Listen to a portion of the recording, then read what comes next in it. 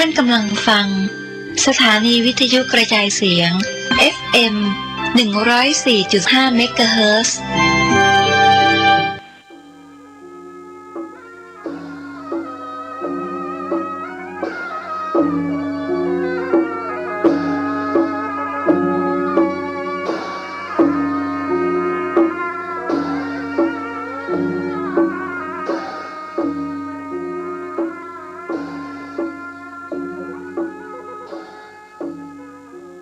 ขอความเจริญในธรรมและความผาสุกทางใจจงได้บังเกิดมีกับพ่อแม่พี่น้องท่านสาธุชนคนดีผู้รับฟังรายการเมื่อเจ้าวันนี้ทุกท่านพร้อมกันนี้ขอยกมือ10 นิ้วกราบอาราธนาเอาคุณพระแก้วเจ้าทั้ง3บุญศีลบุญทานที่ท่านผู้ฟังได้กระทำบำเพ็ญมาเสื้อวัดเสื้อวาเสื้อบ้านเสื้อเมืองพระสยามเทวาธิราชคุณพ่อคุณแม่คุณครูบาอาจารย์ผู้ประสิทธิ์ประสาทวิชาความรู้สิ่งศักดิ์สิทธิ์ทั้งหลายในสากลโลกนี้มีพระธาตุเจ้าโดยสุเทพและครูบาเจ้าศรีวิจัยเป็นต้นก่อนจะหมดปีเก่านี้ฮือปากันปราศจากเคาะปีเคาะเดือนเคาะวันเคาะยามเคาะเจ็บเคาะไหม้เคาะไข้เคาะหนาวเคาะเมื่อรับบ่ตื่นเมื่อจื้นเมื่อฝันเคาะเมื่อคืนบ่หานเคาะเมื่อวันบ่ฮู้เงาะเคาะได้อู้ได้จ่าขอเงือประกอบไปด้วยอายุวนะสุขภละในปีใหม่นี้ทุกท่านทุกคนได้เทินก่อนที่จะได้ดำเนินรายการต่อไปนั้นขอเชิญชวนพ่อแม่พี่น้องลูกหลานเหลนวงศาคณาญาติพ่อหนานพ่อน้อยพ่ออุ้ยแม่อุ้ยปู่ย่าตายายศรัทธาสันนิบาตตันเข้าทั้งหลายที่ตื่นแล้วได้ไหว้พระเพื่อให้เป็นสิริมงคลในเจ้าวันนี้ต่อไปเน้อว่าพร้อมกันเน้ออะระหังสัมมาสัมพุทโธภควาพุทธังภควันตังอภิวาเทมิกราบสวากขาโตภควตาธัมโมธัมมังนัมมัสสามิกราบสุปฏิปันโนภควโตสาวกสังโฆสังฆังนะมามิกราบอันธรรมยังพุทธัสสะภะคะวะโตบุพาภคณะมะกะลงกะลังกะโลมาเสนะโมตัสสะภะคะวะโตอะระหะโตสัมมาสัมพุทธัสสะนะโมตัสสะภะคะวะโตอะระหะโตสัมมาสัมพุทธัสสะนะโมตัสสะภะคะวะโตอะระหะโตสัมมาสัมพุทธัสสะพุทธังสรณังกัจฉามิธัมมังสรณังกัจฉามิสังฆังสรณังกัจฉามิตุติยามปิพุทธังสรณังกัจฉามิตุติยามปิธัมมังสรณังกัจฉามิตุติยามปิสังฆังสรณังกัจฉามิ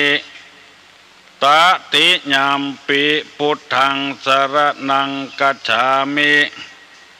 ตติยามปิธัมมังสรณังกัจฉามิตติยามปิสังฆังสรณังกัจฉามิอิติปิโสภะคะวาอะระหังสัมมาสัมพุทโธวิชชาจารณะสัมปันโนสุขโตโลกาวิโทอนุตตโรปุริสะธัมมสารถิสัทธาเทวะมนุษย์สานังพุทโธภควาติสวากขาโตภควตาธัมโมสันติทิโก อากาลิโกเอหิปัสสิโกโอปนะยิโกปัจจัตตังเวทิตตโพวินโยหิติสุปฏิปันโนภควโตสาวกสังโฆโอจุปฏิปันโนภควโตสาวกสังโฆญาญะปฏิปันโนภควโตสาวกสังโฆสามิจิปฏิปันโนภควโตสาวกสังโฆญะติตังจัตตาลิปุริสายุคานิอัฏฐปุริสาปุคลาเอสาภควโตสาวกสังโฆอาหุไนโยปาหุไนโยทักขิไนโยอัญจลิกาลนิโยอนุตตะลังปุญญเขตังโลกัสสาติ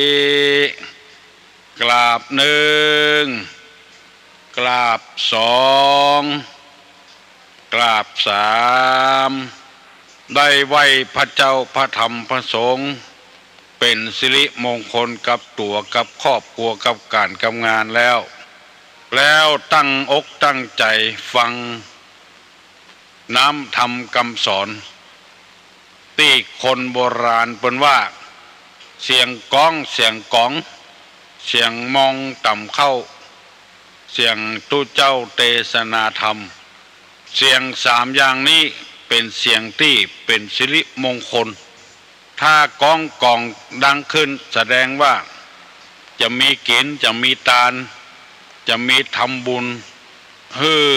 เป็นปัจจัยในภพนี้และภพหน้าเสียงมองต่ำเข้าแสดงว่าเข้าในหล่องมีอยู่มีกินอยู่บ่อดบ่อยากบ่กั้นเสียงตุเจ้าเทศนาธรรมเป็นเสียงที่เป็นมงคลธรรมสวนาใหม่เกิดบุญเกิดจากการฟังธรรม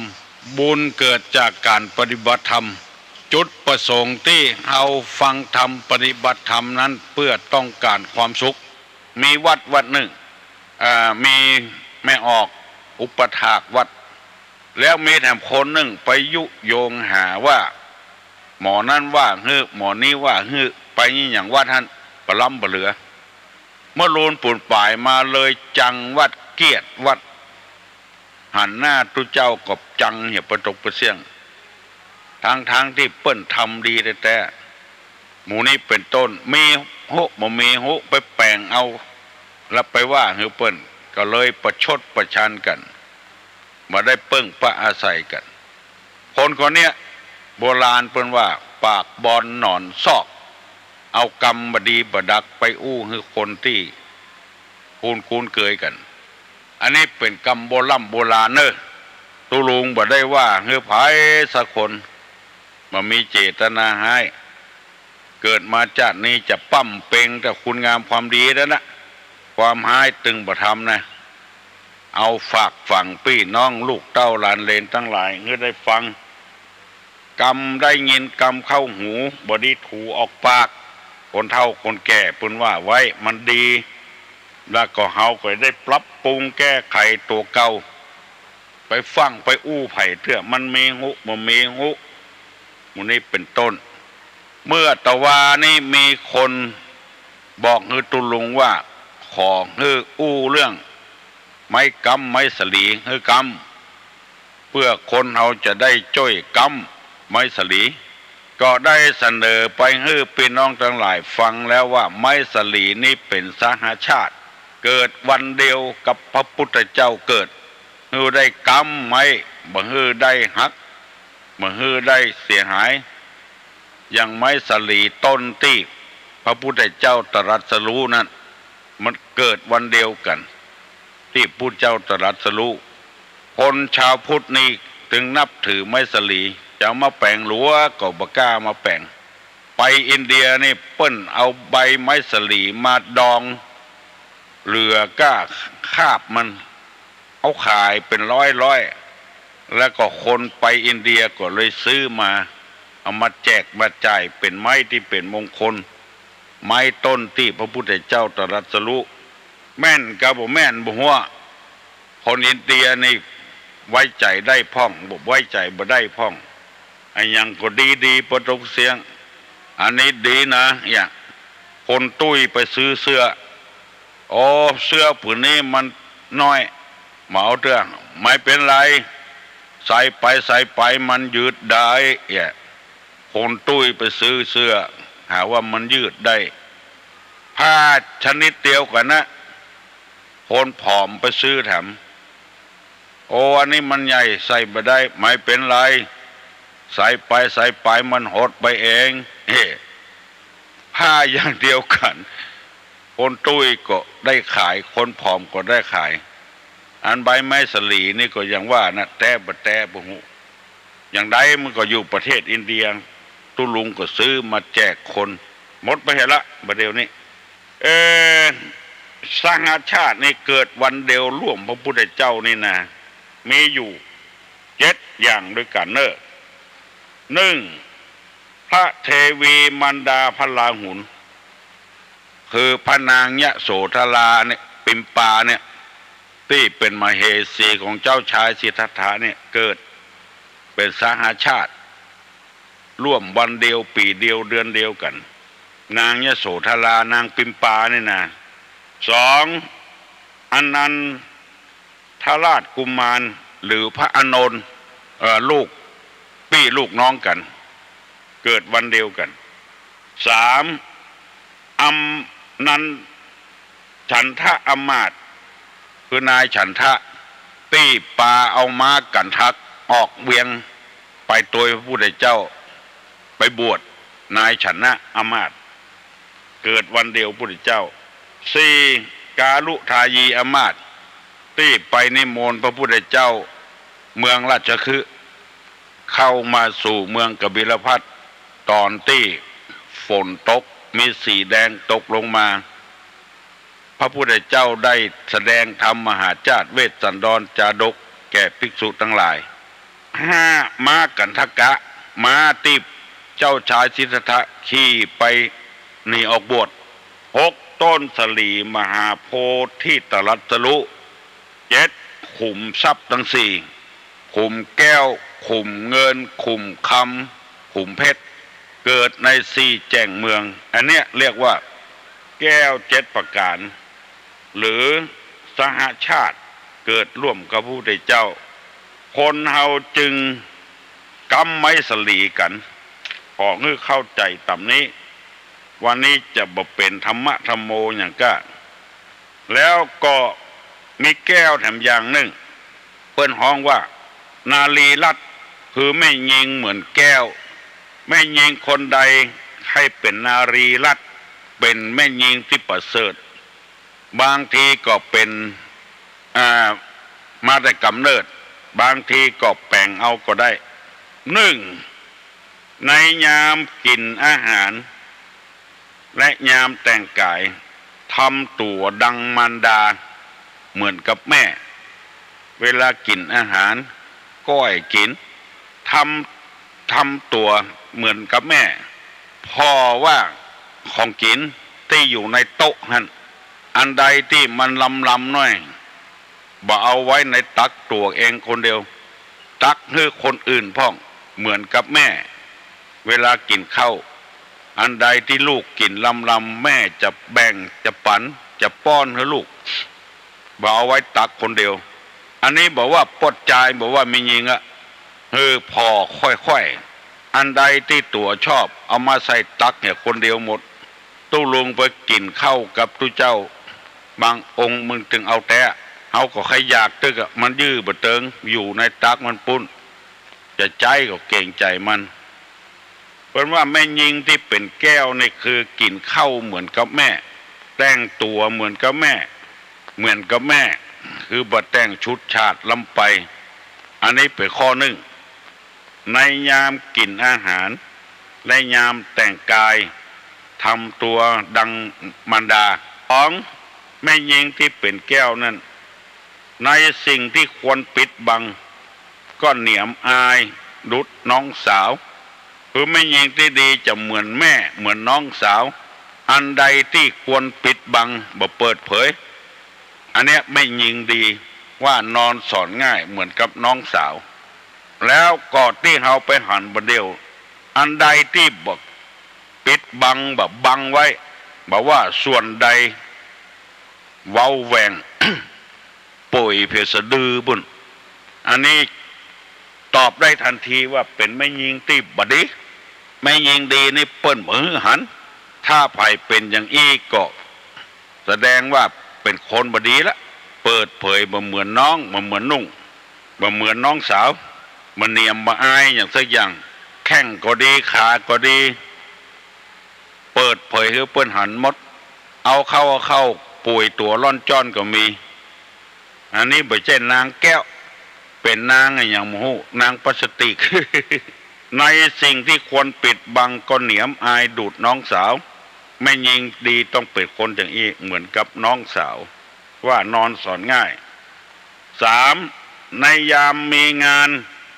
มาถึงทำดุจจะลังช้างพังช้างพังจังแม่มีการมีงานอะไรอย่าง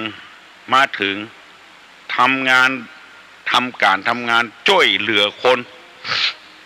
ไปบ้านเปิ้นบ่อยู่บ่ได้ปั้นงัวเปิ้นควายให้ลูกเปิ้นเล่นล้างถ้วยช่วยเปิ้นทำงานช่วยเปิ้นเวลามีการมีงานบ่ใจว่าแต่งตัวเสียแล้วกินข้าวแล้วก็ลุกหนีฮะคนถ้าไปใครเป็นคนดีเป็นแม่หญิงแก้วนางแก้วในกฎช่วยงานเปิ้นก่อนจะมีงานไปช่วยเปิ้นแปลงหั่นแปลงนี่แล้วก็ศึกษาเล่าเรียนไปโดยแปลงสวยดอกเนี่ยบ่ใช่ว่าแปลงง่ายๆนะตู้ลุงเคยหันละเตื้อมานิมนต์กันอย่างกับแปลงสวยพวกบ่จ้างบ่งามบ่ดีสักอย่างแปลงควักเมี่ยงควักตองไงอย่างไปนั่งโดยเปิ้นแปลงขันใบสีอย่างเนี้ยไปช่วยเปิ้นอันเนี้ยเป็นแม่หญิงแก้วขอฝากไว้เนอะบอกว่าเฮือไผ่นะบ่ใจแต่งตัวเป็นคนหญิงคนนายเจ้าบ้านเดียวกันเนี้ยไปกินแล้วก็หนีละตอนเปิ้นเนี้ยเปิ้นพามทำนี่เปิ้นเนี้ยไปช่วยเปิ้นแม่หญิงที่ดีจะต้องเป็นคนอย่างอันเครื่องสืบชะตาราศีนะว่าบางคนนี่บ่ได้ไปเฮียนที่ไหนไปแปลงช่วยเปิ้นเมินเข้าเปิ้นมาหาลูกเครื่องสืบชะตานี่นะ บ่ใช่ถูกนั่นกำปั้น2 ปันนั่นสะตวงใส่ไอ้หยังพ่องเนี่ยเปิ้นพอเอาละมาเนี่ยคนเดียวได้มลุนตัดจ้ออย่างใดตัดตรงอย่างใดช่วยเต็มที่เหมือนกับจ้างพังนี่เป็นจ้างตัวแม่จ้างพลายนี่จ้างตัวปู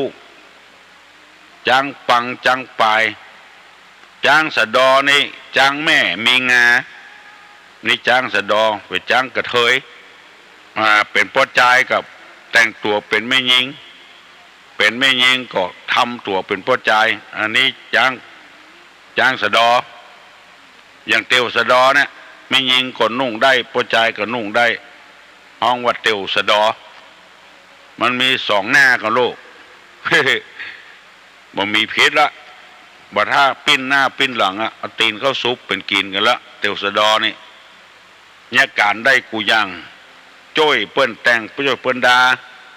อันนี้ฉบับลากหญ้านะปืนบ้านปืนเมืองเขานี่นะแปลงข้าวต้มขนมกันนะไปพอเปิ้นเอาหานตัวอย่างเปิ้นก็เอามาเนี่ยจ้อยแม่เนี่ยกินแปลงน้ำเมียงมีกาโกนข้าวนมแปลงข้าวแตนโกนข้าวนมตรงตึงเนี่ยบ่เดียวมีไผละบ่ได้กินละแปลงข้าวนมจอกในกาข้าวต้มในกาข้าวต้มมัดเนี่ยข้าวต้มหัวงอกเนี่ยพูดเปล่าก็ใส่หัวงอกบางคนต้มบ่สุกแล้วเปิ้นแปลงจู้มาเขาใส่อะลูกแปลงข้าวต้มน้อยเอาต้มด้วยกันหั่นถ้าอันข้าวต้มสุกถ้าบ่แปลงจู้ข้าวต้มตัวนี้มันบ่สุกอันนี้คือฟังแบบหลักเนี่ยที่คนว่าฟังตุลงนี่มันฟังม่วนหูเข้าใจดีอย่างนี้เป็นต้น แม่ยิงดีนี่นึ่งยามกินอาหารแต่งกายเหมือนกับแม่ผัดไปคือคนนั้นผัดไปคือคนนี้ของดีๆลำๆบอกมาใส่ตักคนเดียวสองในสิ่งควรปิดบังก็เหมือนกับมีความละอายเหมือนกับน้องสาว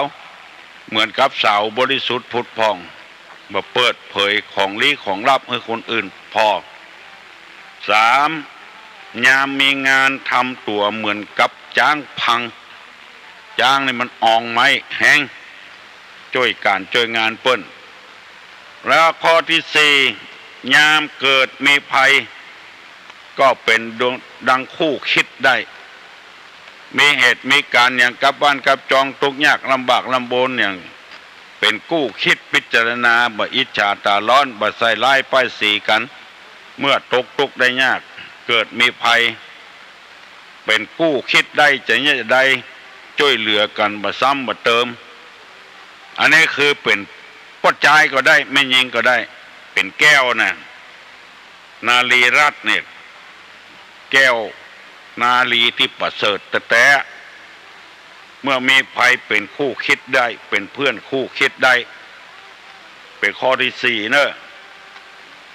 แล้วข้อที่ห้ายามรับนอนก็ทำตัวหน้ารื่นรมคือหมายความว่าเวลารับเวลานอนเนี่ย บ่ขนบ่กัดเขี้ยวบ่น้ำลายย้อยพอหน้ายิ้มแย้มแจ่มใสอยู่เวลานอนหลับทำตัวหน้ารื่นรมอภิรมย์ชมชื่นยินดีบ่เปิดผ้าบ่เปิดครัว บ่ลอกแข้งบ่ลอกขาอันนี้ไม่ยิงตีเรียบร้อยภัยจะพิษอกพิษใจตุลุงก็ขออภัยเนอะมันจะเสี่ยงปีเก่าไปโคตรไปเกียดให้ตุเจ้าเนอะมันมีเจตนาดีแต่นะถ้าถือว่าตุลุงเป็นครูบาอาจารย์เป็นที่ปรึกษาได้ถ้าถืออย่างนี้ได้ก็อย่าบ่โคตรบ่เกียดด้วยกันเนอะนำมาเสนอให้กันฟังบ่ได้เป็นอย่าง สมกับที่ว่าตุลุงเวลาตุลุงอธิบายนะเข้าใจดีตุลุงก็นำมามันได้ใจนะเรื่องมันนะบอกว่าเฮ้ยไผถ้าในเวลาหลับนอนทำตัวหน้าลื่นลมบ่น้ำลายย้อยบ่กัดเขี้ยวบ่ก้างบ่จวางอย่างเงี้ยบ่โขนไม่ยิงบางคนไม่ยิงที่จะโขนบ่โขนบางคนเนอะบ่เคยได้ยินเตือนนอนตัวอีแม่เมื่อน้อยๆก็บ่ได้ยินโขนแล้วก็ใหญ่มาก็ปอจายนี่เอาพ่องเตือไปหั่นไปนี่ไปนอนด้วยการโขนพัดแม่ยิงดีนี่เปิ้นจะบ่โขนพอหน้ายิ้มแย้มแจ่มใสบ่บูดบ่เบี้ยวน้ำลายบ่ย้อยออกปากบ่กัดเขี้ยวบ่กัดกลาง ข้อที่หกในด้านสวดทรงรู้จักบำรุงรักษาคือหมายความว่า แต่งเนื้อแต่งตัวพอดีบ่เกินไปสวดทรงก็บ่ตุ้ยเกินไปบ่ผอมแกงแดงบ่ตุ้ยอึ่งผึงอย่างจ้างน้ำอย่างเขาว่านะ อันนี้ไม่ยิงดีอันนี้ก็น่าอนุโลมเพราะว่าธรรมชาติมันแปลงขึ้นคนเดียวมันก็พยายามจะไปกินนักก็ขออภัยกับ แม่ออกที่ตุ้ยกูคนตุลุงบ่ได้นำมาติมาเตียนนี่อันนี้ก็อนุโลมกันได้ในด้านสวดทรงก็รู้จักบำรุงรักษาหูรักษาร่างกายแต่ตุ้ยก็รักษาผอมก็รักษาแล้วก็ข้อที่เจ็ดในยามโคตรก็รู้จักอดทนอันนี้เป็นข้อสุดท้ายเวลาโคตรนี่บัดแสดงออกมา ว่าเป็นคนโคตรทำใจสบายไว้อันนี้ก็มีนักอยู่เนอะไม่ยิงนะเคยหันมาละพอโคตรมาหน้าแดงปะลึงแล้วสั่นยงคือพยายามอดทนเอาไว้จะได้เป็นนางแก้วกระเปิ้นเป็นนางแก้วกระเปิ้นอันเนี้ยที่ว่านางแก้วจะเป็นแก้วอย่างเอี้ย7 ข้อกับกันถ้าใครจำได้ก็จำจดไว้เอาเฮียเพื่อจะได้ปรับปรุงตัวเก่าเพื่อได้เป็นนางแก้ว เพิ่นบอกว่าลักษณะนารีที่ประเสริฐจะต้องเป็นคนอย่างอีเขาจะหันว่า เมียเจ้าเมียนายคุณหญิงคุณนายเนี่ยมีลักษณะดีเนี่ยเพิ่นเข้าโรงเรียนหรอโรงเรียนราชินีเนี่ยเปิ้นเอาไปเข้าโรงเรียนครูบาอาจารย์เปิ้นฝึกหัดดัดนิสัยคนกระด้างกระเดืองอู้บ่ม่วนเป็นคนอู้ม่วนจาหวานได้ไปเป็นเมียเจ้าเมียนายแล้วก็มารยาทเรียบร้อยดีบ่สะทกสะท้านบางคนที่ วาสนาดีน้อยหล่นไปเป็นเมียเจ้าเมียนายแล้วก็ลูกน้องของฝ่ายไผ่ก็จังประตกประเสี่ยงเพราะว่าบ่ได้เข้าศึกษาเล่าเรียนในโรงเรียนนาลีกาเนตรนาลีกาโรงเรียนราชินีกาในกรุงเทพเพิ่นมีการเฮียนกันมันเป็นความผิดพลาดของคนล็อกคนใหญ่ไปมุ่งหน้าเฮียนอย่างเดียวเพื่อจะประกอบอาชีพถ้ามีโรงเรียนฝึกหัดดัดนิสัยพวกจ่ายอย่าแต่งงานเอาไปเข้าโรงเรียนเอาไปอบรมอีกอยู่กับบ้านเป็นอย่างอันเนอะแม่ยิงจะได้แต่งงานก็เอาไปเข้าโรงเรียนฝึกหัดดัดนิสัยให้อยู่อย่างอันเนอะบัดเดี๋ยวนี้มันswามเข้าหากัน ปะกันก็ฮักกันชอบกันก็เอากันละแล้วบ่ได้ศึกษาเล่าเรียนในวิชาเหล่านี้มันก็เลยเป็นเหตุให้แบบว่าคนธรรมดาละเป็นคนชั้นสูงก็ละกันได้แตกแยกกันได้มันบ่ฮื้อความสุขกับกันมันบ่เป็นไม่ยิงแก้วอย่างที่เขาว่ามานี่เพราะฉะนั้นตัวลุงนำมาเสนอนี่บ่ได้ว่าให้ไผสักคนเนี่ยขอเมตตาเด้อจะไปโคตรไปเกตให้ตัวลุงได้นำเอามาไว้เพื่อฟังเป็นอย่างเพราะว่าไปอ่านหนังสือไปดูหนังสือไปปะเข้าใส่ก็เลยเอามาเสนอให้พี่น้องทั้งหลายได้ฟังเพราะว่าของมันอยู่ในปั๊บอยู่ในหนังสือบ่ได้โค้นออกมาให้ฟังมันก็เสียเวลาเหมือนกับแร่กับไอ้อย่างอยู่ในดินน่ะเอาละไว้หั่นถมดินถมหญ้าถ้าเอามีความรู้อย่างที่เปิ้นแร่เงินแร่คำกาบ่อน้ำมันกาคนมีความรู้ขุดออกมากันเป็นน้ำมันก็ตามได้พลังไฟฟ้าอย่างต่างๆเป็นเล็กเป็นหลวงนี่ก็เอามาใจได้ถึงวันนี้ตัวลุงก็ไม่ใช่ว่าเป็นคนหูคนลวกเนี่ยนะคือหมายความว่าไปหันไปปะเขาใส่โอกาสดีแล้วเขาก็เอามาเสนอกันนี่บ่ฮื้อบวชจำบ่ฮื้อน้ำคุณโอ้ตะวานี่กำลังใจดีขึ้นนักมีส่วนมากจะเป็นไม่ออกเลยเด้อเพราะใจก็มีอยู่บ้านหิมอ่อนบุญเอาขันเข้ามาตาลโตยเอาผ้าเก่าผ้าเกลือมาโตยเอามาแจกให้คนยากคนจนนะแล้วก็เป็นเจ้าภาพในการบรรพชาภิกษุสามเณรจำนวน1,200 บาทและนั้นท่านตักหักถวายให้ตูลุงไปยุกไปยาตั๋วแล้วก็ตัง7 ยอดก็มาแม่ออกอ้วนๆได้ยินได้ฟังตูลุงถึงวันละเข้าใจดีม่วนอกม่วนใจเฮาง่ายของที่มันคว่ำไว้เฮาบ่ฮู้ว่าของในมีอย่างความจริงของจัดดีแล้วก็มีตัวเจ้าพระนายเปิ้นโค้นออกมาให้ฟังก็บางเตื้อก็เมาอู้กันเหียบางเตื้อก็เมาเนี่ยการเนี่ยบ่ได้ฟังเปิ้นสักกรรมก็มีแต่ที่ตุลุงนำมาเสนอนี่แบบหากเนี่ยแบบเจ้าบ้านธรรมดาเนี่ยฟังมันเข้าใจง่ายจะได้ปรับปรุงแก้ไขตัวเก่าให้มันดีมันงามขึ้นแล้วนอกไปจากนั้นก็มีไม่ออกป้นก็เสาหินตั้งใต้บนเอากระป๋องเบียร์กระป๋องน้ำอัดลมนี่มาแป่งเพื่อนเอามาถวายทุลุงแล้วเพื่อนบอกว่าถ้าพิษสมัยมา พอฮื้อพิษสมัยอันเนอร์คือเอาไว้พอไว้กอยคงจะมาวันใดวันหนึ่งก็ถ้ามาวันที่13นั้นมันจะบปะกันโอ้หลายนะไปทำบุญสืบชะตาวัดตากระดาษก็ไปปะใส่ป้อออก2-3 คน4-5 คนกะแวดตะลุ่มโอ้ฟังตุลุงเนอะอยู่ลงออกก็มีอยู่ตากระดาษก็มีอยู่ลังกาก็มีฟังตุลุงเนอะฟังถึงวันเข้าใจดีตุลุงก็สบายอกสบายใจม่วนใจไปทางใดก็ปะใส่ก้าบทเรียนนี้ของว่าแฟนนี่นะแฟนรายการทำให้อายุมั่นยืนยาวแถมจัดหนักมีกำลังใจที่จะออกประกาศธรรมะเมื่อเจ้าถึงวันแล้วก็ตั้งวัดฝ่ายหินเพิ่นก็ให้กำลังใจตั้งสถานีวิทยุที่อากาศบริบูรณ์เนี่ยก็ให้กำลังใจถ่ายทอดเอาไปให้คนฟังแถมจัดหนักปุ้นแม่แจมปุ้นได้ยินเถอะแม่แจมปุ้นก็ถ่ายทอด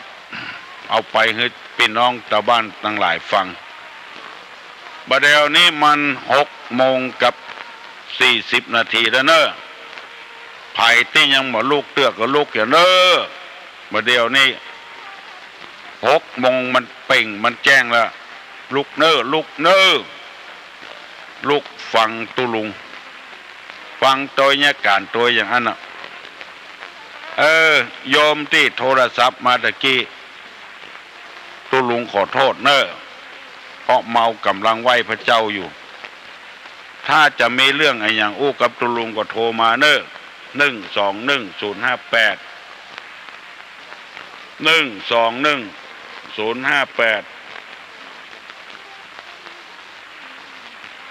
มีตารอบตัว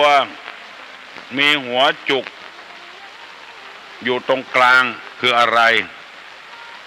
ตาแวดตัวหัวจุกอยู่ตรงกลางคืออะไรอย่าง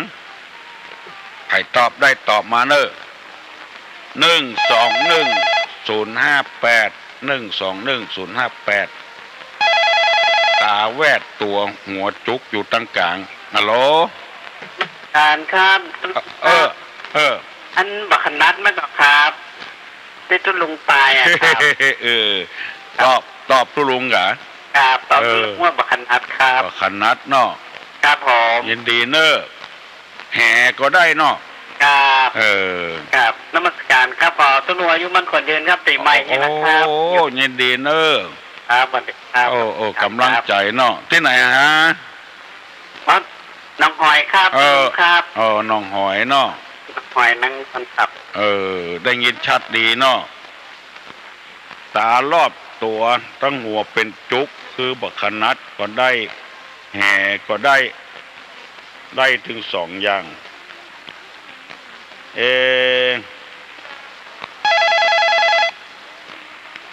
ฮัลโหลมาแล้วลูกมาฟังตุลุงเตี้ยปตันเตี้ยโอ้อังกะเจ้าวันนี้ตันก่อนตันได้ฟังตุลุงเทศนางแก้วน่ะน้องมันข้อที่ว่าตุลุงเจ้าที่ว่าอย่างนอนอย่างน้ำลายย้อยอย่างงูเนี่ยที่ขุนดังเนี่ยมันว่าเจ้าว่ามันเป็นเรื่องของสุขภาพนะน้องเถียงละเถียงเหรอมันเป็นใจว่าเขาต้องบังคับยากนะเนี่ยเจ้าว่านอนขนนอนอะไรอย่างเนี้ยมันเกิดเตะกับตัวไปปุ๊บไปหาหมอยังมาหายนะเรื่องขนนี่นะอันกรรมมันแต่นี่ถ้าบ่ใจอย่างอันมันไปทำอย่างเวลานอนโดยปจายเนี่ยจะต้องมีปฏิกิริยาถูกต้องเมื่อปจายถูกใจเนาะนอนขนนี่มันต้องแย่เพิ่นไปหาหมอยังมาหายนะแล้วตุ้ลุงกับปิ้นไปน้ำปุ้นเนี่ยมันเป็นเรื่องของฟอดแกแล้วอ้อนโคนก็ยังมีเนี่ยมีกะตุ้ลุงกับโคนเหมือนกันเจ้านี่แหละจะโฟพีดกันนะอันนี้ตุ้ลุงออกกูเจ้าเนาะจ้ะก่อนหน้ากะตึงบอกนั่นเลยของอภัยเนยเนาะเจ้าไม่ได้ว่าอภัยออกกูเจ้าอ่ะ อ๋อเจ้าค่ะตื่นมาฟังนี่นะก่อนนี่เจ้าได้ชอบฟังเพลงเนี่ยแต่ อันกะ พอฟังตุลุงเทศนี่เข้าใจง่ายหรอเข้าใจง่ายเนาะเจ้าเรื่องขนเรื่องกัดเขี้ยวเรื่องน้ำลายย้อยนี่มันเป็นเรื่องธรรมชาติเนาะนั่นแต่ละเจ้าขออภัยด้วยความจริงไม่ได้แต่เปิ้นว่านอนโดยประจายเนี่ยมันถูกใจอ่ะเรื่องอย่างนี้ตู้เจ้าบดีอ้วแล้วเขาก็เลี่ยงไปดังนี้เหรอเจ้ามันแต่ก่อนต้องฟังเทพตุลุงเทศอันอย่างวันนั้นยังกันมันได้ฟังมันจะมือแล้วเนาะเทศตุจุกแหละมีอยู่ลูกเจ้าฟังว่าไก่นะที่ร้านที่พระเนตรนั่นเจ้าคนจะขายนั่นน่ะชอบเนี้ยชอบวันงูมันนั้นกาเพียดมาเล็กนะแรกกินเหล้ามันได้นะกินมันนึกติดโลเจ้าเพราะว่าภัยบางคนนี่ได้พระได้ใบกินนี่จะตายได้สั้นยงหลีกเราหลีกเลี่ยงได้ก็หลีกเลี่ยงเหี้ยเนาะเจ้าโถที่เอ็นเจ้าตุการเจ้าอยู่ที่ไหนอ่ะอยู่สารปีเจ้าโอ้สารปีปุ้นแต่เจ้าโอ้ได้เป็นญาติเป็นพี่เป็นน้องกันเนาะเจ้าเอากันเป็นพี่เป็นน้องเถอะเจ้าคนดังกับวัฒว่าอย่างกันนะเจ้าเจริญพรเนอดีแต่เขามีไอ้หยังก็มาอู้กันเอ๊ะมันสบายใจดีพี่น้องทั้งหลายก็อย่าได้ยินตัวว่าการขนกัดเขี้ยวในการเป็นของธรรมชาติขออภัยด้วยเนอะฮัลโหลกราบนมัสการเจ้าคนที่ไปตะวาที่เอาคมหมุนไปเขาจะลุงนะเจ้าไปหินเสาหินเนาะเจ้าเสาหินน้องหอยเจ้ามันขอบอกกล่าวถึงน้องพี่สมัยเจ้าตะวาน้องพี่สมัยคือพี่บุญตอบคิดว่าสาวจิกสาวจ้อนสาวจิกน่ะเจ้าตอบว่าปานีเป็นปี้แล้วปาน้ำจะเป็นอะไรอย่างเงี้ยเจ้าเป็นน้ำพริกเผาเจ้าเป็นน้ำพริกเผาอ่ะปานอมเจ้าแล้วก็พริกเผาไม่ปานอมเจ้าถึงน้องพี่สมัยว่าพี่โบขอเบอร์โทรน้องพี่สมัยตัวเจ้าพี่โบขอเบอร์ขอน้องพี่สมัยเนาะเจ้าการนมัสการโชคดีเนอะเอาดีดท่อเตาหินหนองหอยเสียงก็ม่วน เสียงใสฮัลโหลเจ้าค่ะเจ้าตึงบอกเบอร์เนาะเจ้าเตาหินหนองหอยฟังเนี่ยเนอะน้องพิษสมัยจะบอกเบอร์โทรศัพท์เนอะพี่โบวันนี้มาเป็นญาติกันแล้วเนาะตัวลุงเป็นญาติธรรมตัวลุงเป็นสื่อกลางนี่เปิ้ลมี2เบอร์นะพี่โบเนาะเอาเนอะพี่โบเตรียมจดไว้กันเนอะเบอร์ของพิษสมัยภัยก็ได้ใครอู้กับพิษสมัยเบอร์บ้าน053 053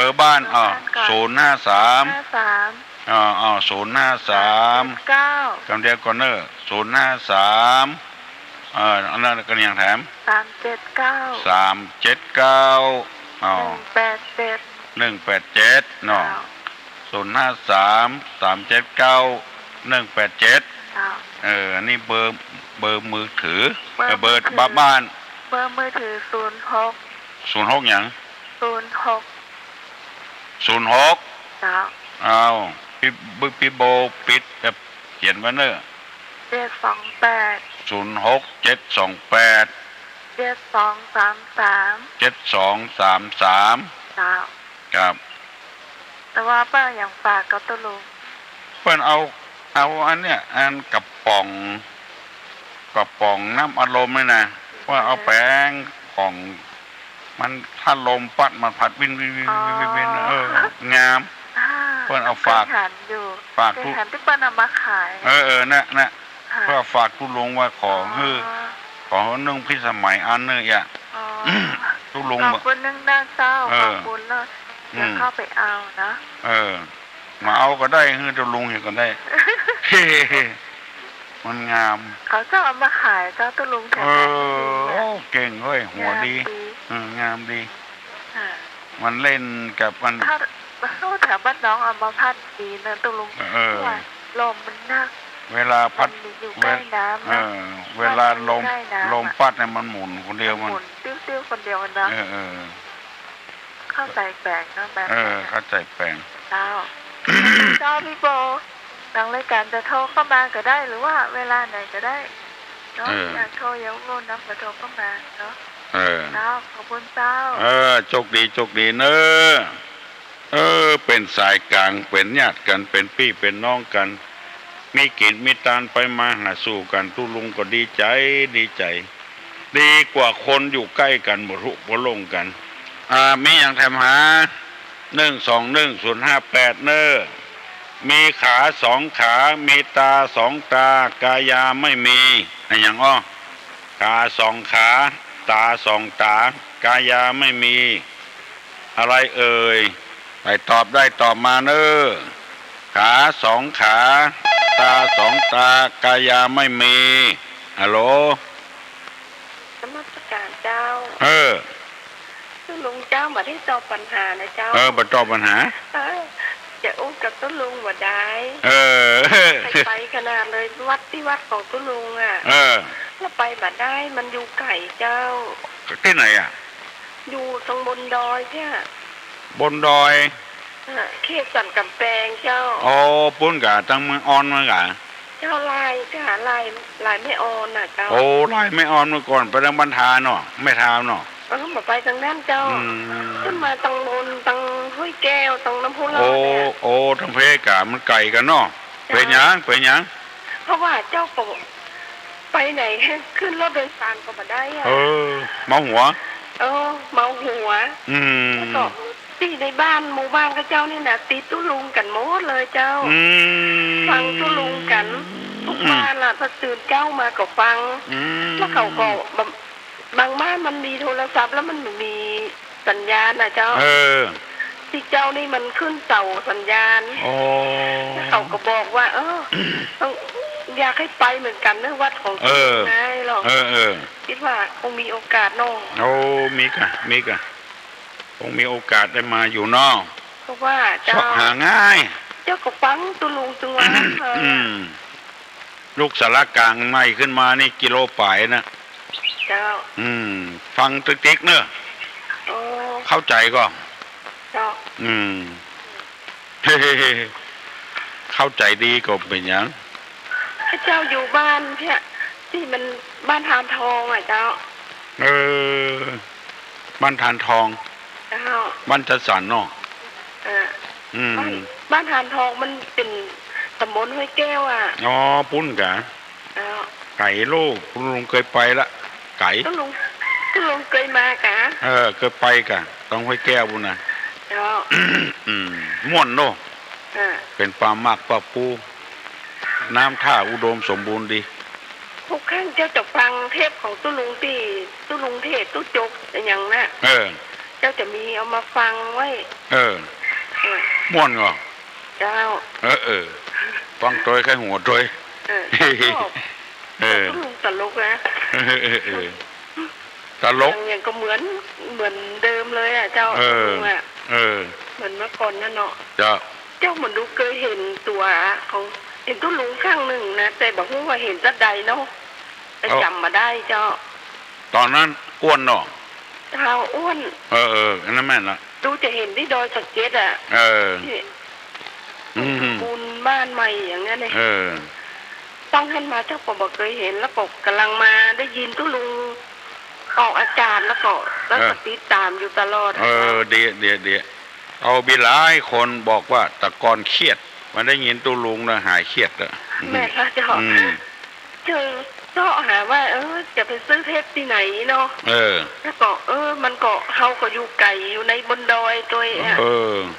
ไปขอที่วัดฝ่ายหินนั่นเพื่อดึงอัดไว้ถึงวันเจ้าอัดไว้ถึงวันเจ้ายินดีเนอะเจ้าบุญรักษาลุงหายเจ็บป่วยไปเนอะยินดีมีอย่างแถม2 ขา ฮัลโหล เจ้า น้องป๊อบเจ้า โอ้น้องป๊อบกะ ขอตอบคำถามเจ้า ตอบว่าไง ขาแม่นตัวเจ้า สองขาตาสองตานะ เจ้าก ายาไม่มีคือแว่นตาว่าแตนถูกต้องเนอะ เจ้า น้องป๊อบนี่ถึงยกย่องแต่มีปัญญาดี ตอบปัญหาเก่ง อ้าวฮัลโหล ราชการ เจ้า อันตายปัญหาได้กับเจ้า อันถามปัญหาเนาะ ถามปัญหาเนาะ ถามปัญหาเจ้าว่าจังหวัดอะไรอย่างฮะที่มีสองหัวเจ้า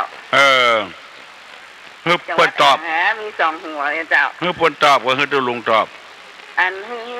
ใครตอบก็ได้ค่ะ ตุลุงตอบได้ก่อน ได้เจ้า จังหวัดศรีสะเกษ โอ้ดูเก่งเนาะ น่ากะ มือสักหน่อยเหรอเก่งเนาะ ศีรษะ ตุลุงตอบเองอ่ะเจ้า ศีรษะก็หัว เจ้า เกศก็หัว จากกับหัวเกตกับหัวเนาะรวมกันเป็นสองหัวเนาะ สองหัว เจ้า ไก่ก็นี่ อันเจ้าอยู่หลังนางนวลร้านอาหารนางนวลหนองหอย เพกะน้องหอยเพกะ เลี้ยงอ่ะเจ้า ม่วนเนิดแบบนั้นนะ ฟังตุลุงตะวันม่วนกับเจ้าตอนน้ำท่วมมาม่วนขัดนะ ตอนน้ำท่วมน่ะมันเป็นลงของน้ำเนาะ เจ้า ฟังถึงวันกะ ฟังถึงวันเจ้า แล้วเข้าใจก็ เข้าใจดีค่ะ ก็เข้าใจดีก็ดี ตอนหนังสือละอ่อนตัวเนาะตรงนี้ได้ไปขวายหน่อยก็เลยฟังถึงวันเนี่ย เป็น เจ้า ครูบาอาจารย์กะ เจ้า ตะกี้โดนท้วงเลย นอนโขนกันเขี้ยวน อนโคนแกมันจะตึงมีกันไปมุดอะเนาะ มันเป็นไปธรรมชาติเนาะ เจ้าเจ้า บุญรักษาเนอ เจ้า จาเนอ ไว้สาเจ้า ตอนหนังสือโตยม่วนอกม่วนใจแต่เฮ้ยมีสองฮัลโหล ไว้สาเจ้าตุลุงเจ้าตะกี้น้องลืมเฉลยลูกพี่โบเนาะ ถูกต้องและพี่โบเก่งมากเลย อันอย่างที่ว่าที่ว่า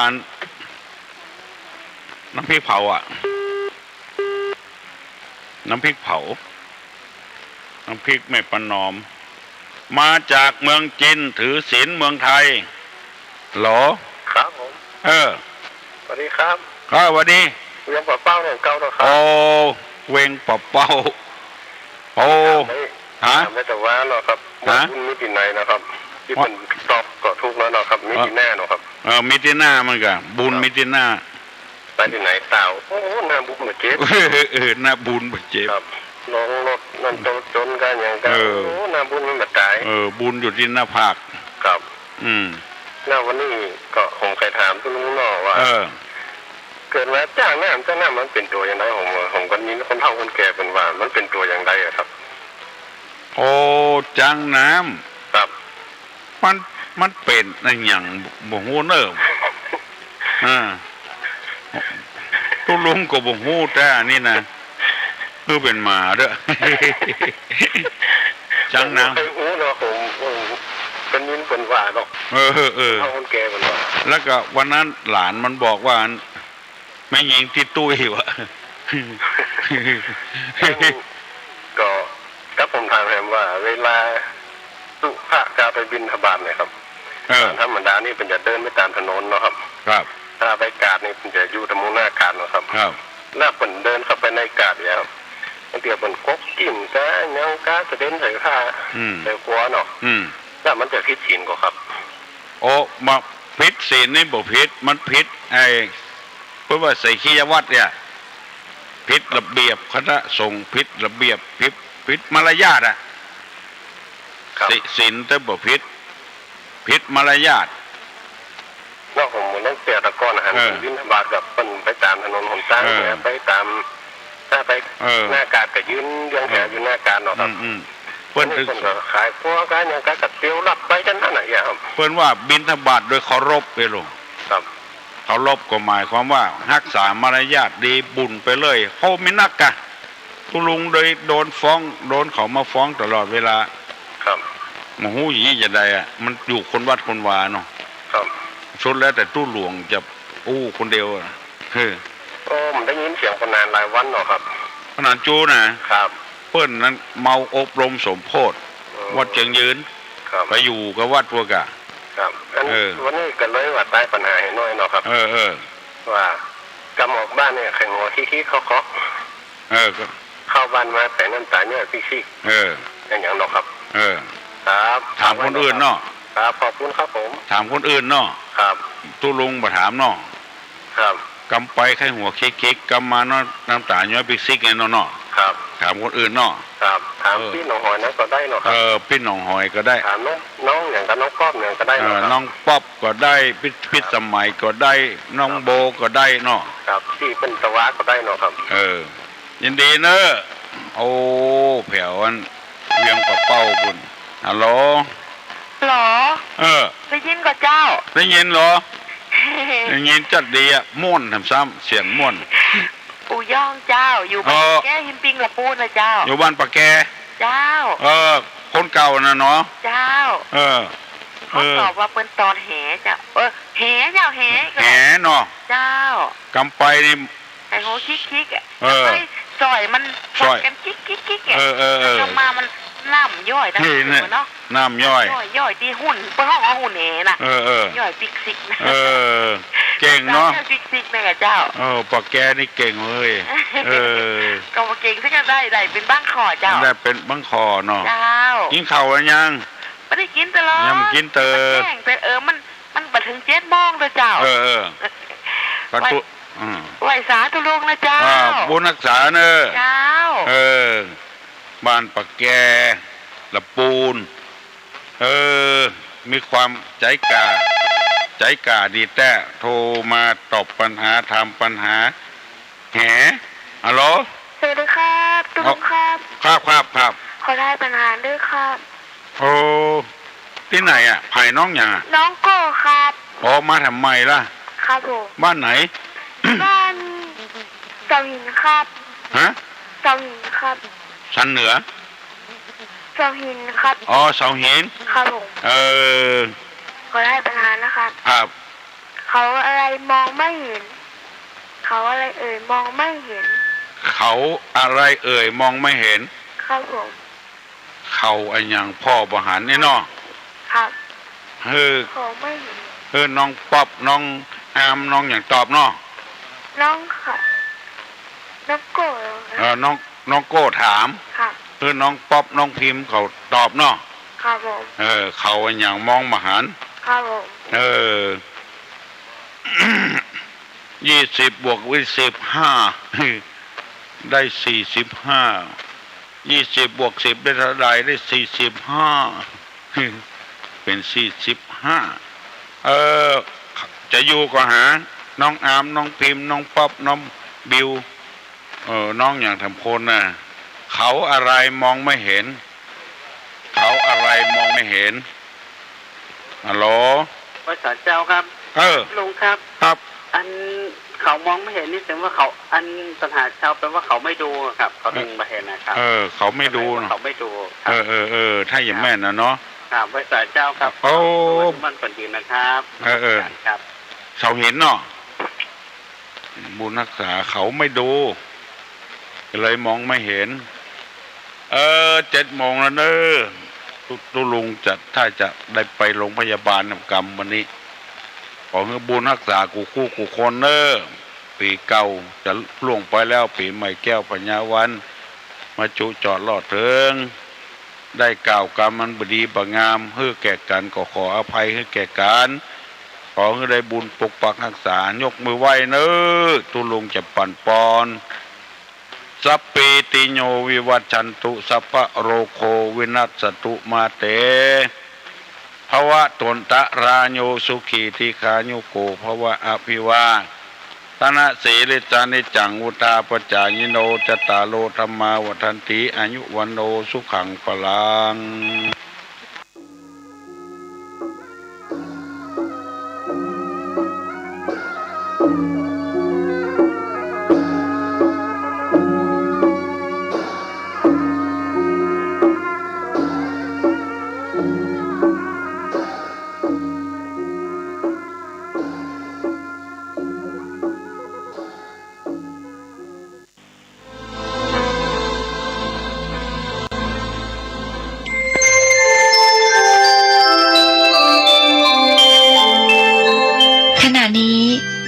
กำลังฟัง